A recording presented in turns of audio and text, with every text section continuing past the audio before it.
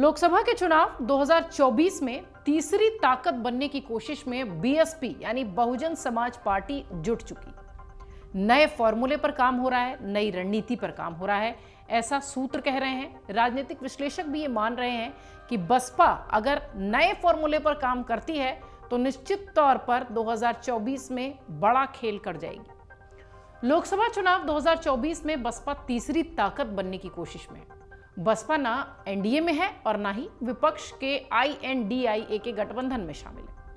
मायावती का पूरा फोकस इस पर है कि वो तीसरा ऐसा मोर्चा बनाए जो कि इतना मजबूत हो कि सरकार चाहे भी तो भी उन्हीं की वजह से बने और वो मजबूर कर दें अपने पास आने के लिए। यानी राजनीतिक हिस्सेदारी के लिए मायावती ने अपने नए फॉर्मूले पर काम शुरू कर दिया है। माना यह जा रहा है कि इसके लिए मायावती ओवैसी की पार्टी एआईएमआईएम और अन्य किनारे खड़े दलों को साथ लेकर आगे बढ़ सकती हैं। सूत्र ये भी कह रहे हैं कि वो इस तरीके की जो पार्टियां हैं जो कि आईएनडीआईए के गठबंधन से भी अलग हैं और एनडीए के साथ भी नहीं है, उनको अपने साथ मिलाने की कोशिश करेंगे। ऐसे कई मौके आए हैं जब सियासी गठबंधन का बसपा को लाभ भी हुआ है। हालांकि साल 2007 में बसपा ने अकेले अपने दम पर यूपी में पूर्ण बहुमत की सरकार बनाई थी, पर इसके अलावा लोकसभा और विधानसभा चुनाव में गठबंधन से बसपा की ताकत बढ़ी थी। अयोध्या में विवादित ढांचे के विध्वंस के प्रदेश में बीजेपी की सरकार गिरी थी और ऐसे में 1993 में विधानसभा चुनाव हुए थे और बीजेपी को रोकने के लिए बसपा संस्थापक काशीराम और सपा प्रमुख मुलायम सिंह यादव ने हाथ मिला लिया था। दोनों ने मिलकर बीजेपी को यूपी से साफ कर दिया था। बसपा 164 सीट पर लड़कर 67 सीटें जीती थी और 12 सीटों से उछलकर बसपा सीधे 67 सीटों पर पहुंची थी। साल 2093 की बात करें, यहां बसपा का वोट मात्र 11% रहा। भाजपा को 34% वोट मिले थे। बावजूद इसके गठबंधन भाजपा पर भारी पड़ा और मुलायम सिंह यादव मुख्यमंत्री बन गए, लेकिन 1995 में यह गठबंधन जरूर टूट गया था। अब समझिए कि 1995 में भी गठबंधन से ही वो सीएम कैसे बनना हुआ था। बीजेपी के समर्थन से ही बीएसपी प्रमुख 1995 में पहली बार उत्तर प्रदेश की मुख्यमंत्री बनी थी। हालांकि 6 महीने के बाद सरकार जरूर गिर गई थी, जिसके चलते यूपी में साल 1996 में ही विधानसभा चुनाव हुए थे। अब बसपा ने कांग्रेस के साथ गठबंधन कर चुनाव लड़ा है। इसका असर सपा के साथ हुई गठबंधन जैसा तो नहीं रहेगा, पर हाँ, बसपा के वोटों में बढ़ोतरी होती हुई दिखाई पड़ी। उस 27.73% वोट उस वक्त बसपा को मिले थे और बसपा 300 सीटों पर लड़कर 66 और कांग्रेस 125 सीटों पर लड़कर 33 सीटें जीतने में सफल रही थी। हालांकि ये गठबंधन टूटा और बसपा ने 1997 में बीजेपी के साथ मिलकर सरकार बना ली। अब 26 साल बाद गठबंधन की राह उन्होंने पकड़ी थी, जिसका उन्हें लाभ भी हुआ। वो साल था 2014 का। साल 2014 के लोकसभा चुनाव में बसपा पूरी तरह से साफ हो गई। बसपा का एक भी उम्मीदवार नहीं जीता। आखिरकार पिछले चुनाव यानी 2019 में 26 साल बाद वो फिर से गठबंधन के साथ नजर आई। बसपा, सपा और आरएलडी एक साथ दिखाई पड़े। हैरत की बात यह रही कि इस चुनाव में भी रालोद प्रमुख चौधरी अजीत सिंह जीते और न ही उनके जयंत चौधरी, उनके बेटे, जीते। बसपा इस चुनाव में भी 10 सीटों पर आ गई और सपा को मात्र 5 सीटें मिली। सबसे ज्यादा लाभ बसपा को ही हुआ। गठबंधन का लाभ, इसी बात को हम लगातार बता रहे हैं कि मायावती ने कैसे गठबंधन से लाभ पाया है और वो उसी गठबंधन से वो यूपी की मुख्यमंत्री भी बनी थी। अगर आप देखिए तो इन दिनों वो गठबंधन की बात नहीं कर रही है। उनका वोट बैंक घट रहा है, इसके बावजूद भी गठबंधन को वो तैयार नहीं है।